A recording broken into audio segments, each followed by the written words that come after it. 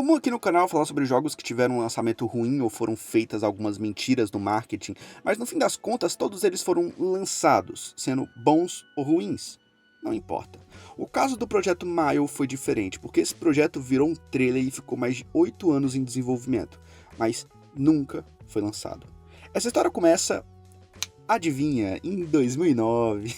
Brincadeira, começa anos antes que isso, apesar de 2009 ser a data mais importante para tudo. Lá em 2001, o famoso diretor, programador, produtor, whatever, Peter Molyneux, participou do projeto do game Black and White, um jogo do gênero God Game, onde o jogador controla tudo por meio de, meio que por fora, como se ele fosse realmente um deus, um ser onipotente. Peter é muito famoso por ter sido o criador desse gênero no mundo dos games.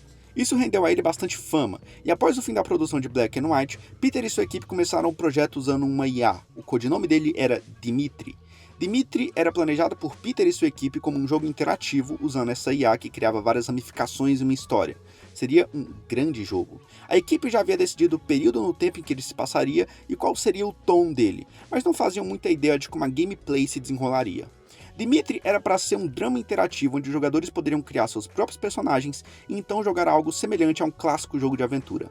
Peter dava muita liberdade à sua equipe, eles pegavam uma ideia base e iam brincando com ela até achar algo mais palpável. Mas o projeto meio que não chegava a lugar nenhum porque o Peter mudava bastante coisa nele o tempo todo e às vezes um trabalho de anos era jogado fora. Por causa dessa indecisão, a cada ano que passava o projeto Dimitri perdia força, e a Lionhead movia as pessoas para outros projetos e o próprio Peter estava envolvido em Fable. Mas, em 2005, 4 anos depois, tudo mudou, e a Lionhead voltou a trabalhar em um novo projeto chamado Eden Falls, que era basicamente o projeto Dimitri. As coisas haviam mudado. O projeto Dimitri, que se passaria nos anos 50 e acompanharia um pequeno pedaço da vida de um garoto, agora seria conhecido como Eden's Fall, e passaria nos anos 80 e acompanharia toda a vida dele. Era uma proposta extremamente ambiciosa, diga-se de passagem, craque Neto. Quando perguntado sobre o que era esse tal Eden Falls, Molyneux respondeu em uma entrevista, abre aspas, é um jogo sobre você. O sistema de diálogos começou a ser moldado e a jogabilidade começou a ser trabalhada, além de que os cenários do jogo também já estavam em desenvolvimento. Mas quando a Microsoft comprou a Lionhead em 2006, a empresa desligou o projeto Dimitri, ou Eden's Fall, e transferiu esse pessoal para o jogo Survivals, que futuramente acabou sendo cancelado pela empresa também. Então, até o momento, 5 anos depois do começo de seu desenvolvimento, o projeto Dimitri/Eden Falls estava oficialmente morto. Um ano depois, todo mundo da Lionhead havia esquecido de Dimitri e estavam bem focados em Fable 2. Todo mundo, menos Molyneux. Ele teve a ideia de fazer novamente o projeto, com uma interação com uma criança, já que, segundo ele, crianças são mais moldáveis e se desenvolvem mais do que um adulto. Mas isso era apenas uma ideia, pelo menos por enquanto.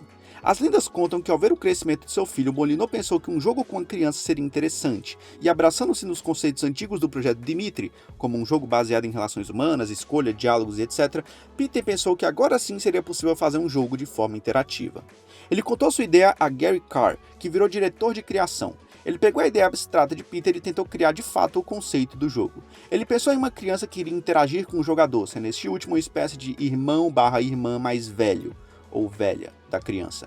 Você ajudaria ele a lavar pratos, aprender a brincar, cuidar da horta e etc. Atividades comuns para a maioria das pessoas. Mas vamos voltar um pouco no tempo, 2 anos antes. Em 2005, a empresa Prime Sense apresenta para Alex Kipman o que eles consideram que seria a tecnologia revolucionária para o mundo dos videogames. A tecnologia que permitiria jogos sendo controlados por movimentos. Esqueça o PS Move, onde você ainda tem que ficar segurando um controle, ou o Wii, que você também tem que ficar segurando o controle. A Prime Sense estava falando de algo inovador, e a Microsoft decidiu investir nesse ramo. É difícil chamar o Kinect de fracasso, porque por mais que eu, por exemplo, mesmo tendo um 360, não tenha usado muito, ao público-alvo que o acessório mirou, ele acertou, e acertou com muito sucesso. É comum você ver relatos de pessoas falando sobre como um determinado membro da família tinha preconceitos com videogames e mudou de ideia depois de se divertir usando o Kinect, ou de pessoas deficientes fazendo algo no jogo que fisicamente seria impossível para elas, ou pessoas se reunindo para jogar algum jogo de esportes, ou o jogo da Disney, ou o jogo de Dragon Ball, ou, na maior parte dos casos, jogos de dança. Mesmo que em 2007 o Projeto Natal, que era o apelido do Kinect, ainda fosse desconhecido para a mídia e para o público, Peter Molyneux, tendo o alto cargo que ele tinha dentro da Lionhead, havia ouvido a história sobre o acessório e decidiu tornar a dianteira do projeto, criando seu próximo jogo. Ele então disse para Gary, sem entrar em muitos detalhes já que o projeto não era público, que ele deveria tentar criar o jogo levando em conta que as pessoas pudessem falar para o videogame e ele conseguisse interpretar. O projeto começou a ser desenvolvido e a partir de agora já vamos chamá-lo de Projeto Mile. O jogo seria uma história até linear, no sentido de que vários eventos seriam pré-determinados, mas o grande trunfo eram os diálogos que você poderia ter com Mile. Mas, como o garoto seria uma espécie de amigo, a empresa se preocupou com os trolls do planeta. Por exemplo, você poderia pedir para Mile desenhar algo para você, mas e se as pessoas começassem a pedir para Mile desenhar órgãos sexuais, ou pornografia, ou coisas violentas no geral? Abre aspas, houve uma conversa solta sobre a possibilidade de colocar o software de treinamento na nuvem para que Mile pudesse realmente aprender novas imagens, disse uma fonte. Mas sabemos que as pessoas iriam apenas mostrar a ele desenhos de pintos, e isso acabaria com a magia de alguma forma. Fecha aspas. Existia a ideia de um momento onde você poderia ajudar Mile a vestir sua roupa, ou auxiliando na escolha de peças, mas a equipe também pensou no que as pessoas maldosas poderiam fazer nesse momento e sobre como a mídia sensacionalista substituiria a intenção de ajude um garoto a escolher sua camisa para a Microsoft produzir um jogo onde você pode ver uma criança pelada. A expectativa é que o jogo fosse apresentado de fato na E3 de 2009. Tinha que ser esse ano, né? O ano das desgraças. Junto com o Kinect, para mostrar o quão grande essa tecnologia era. Dentro da empresa, uma versão do jogo rodava e deixava todo mundo empolgado. Você poderia contar uma piada para Mile e, se ele entendesse, ele te responderia, por exemplo. Era realmente algo inovador.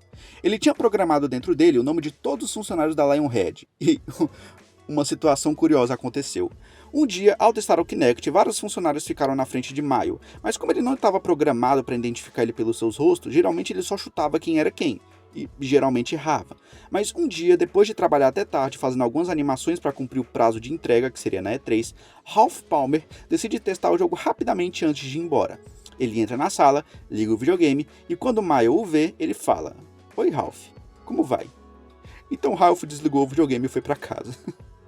O jogo foi mostrado na E3 e a recepção foi mista. Algumas pessoas achavam impressionante o que a Lionhead havia feito e outras pessoas estavam preocupadas em ser mais um daqueles jogos onde a pergunta perfeita gera a resposta perfeita e uma pergunta um pouco deslocada gera o famoso "eu não entendi, pode repetir?". O jogo tinha problemas de orçamento também, porque cada momento era único, com animações bem diferentes, cenários diferentes, etc. O que estava fazendo o projeto custar bem caro. Mas aí começou uma das brigas mais estranhas que eu já vi, se é que dá pra chamar isso de briga.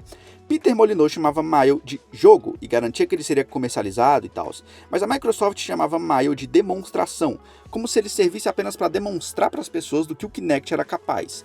Essa briga de demo ou jogo perdurou durante muito tempo, com cada um dando uma versão diferente. Era estranho porque até dentro do projeto as pessoas divergiam sobre isso. Alguns achavam que Mile era uma demo, outros falavam categoricamente que aquilo seria um jogo de fato, e ninguém entendia absolutamente nada. Em 2010, o projeto Mile foi devidamente cancelado, com toda a equipe extremamente chateada e Peter falando que o problema do seu jogo não era a ambição, e sim porque o mundo dos videogames não estava preparado para Mile. Sei. Após Mile e após Fable The Journey, a Lionhead passou por uma série de demissões, e o próprio Peter saiu da empresa para abrir sua própria desenvolvedora de games. Mas é basicamente isso. O que era Mile? Era um jogo? Era só uma demo? Para mim, Peter planejou como sendo um jogo, mas como sempre, deu um passo maior que a perna, e pagou um alto preço por isso. Mas eu ainda vou fazer um vídeo falando especificamente sobre as tramóias de Peter Molyneux, como você provavelmente vai odiar esse cara. Mas enfim, espero que tenham gostado do vídeo. Se gostar, pegue seu like e tchau.